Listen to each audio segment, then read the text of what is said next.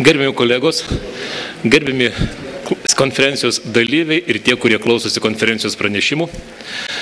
Pradėkime sekančią mūsų konferencijos dalį, kurioje daugiausiai bus aptarinėjami sovietų daryti ekonominiai pokyčiai tiek Lietuvoje, tiek vienoje iš respublikų tuometinėje Čekoslovakijoje. Na, ekonominiai pranešimai, aišku, turbūt yra sunkesni nei kad politinis pasipriešinimas ar kiti aspektai. Dėl šitos priežasties vėlgi po pietų susikaupkime, klausykime, nes iš tiesų ekonomika irgi gali ir yra būti įdomi. Taigi, pirmas pranešimas yra mūsų kolegos iš Čekoslovakijos.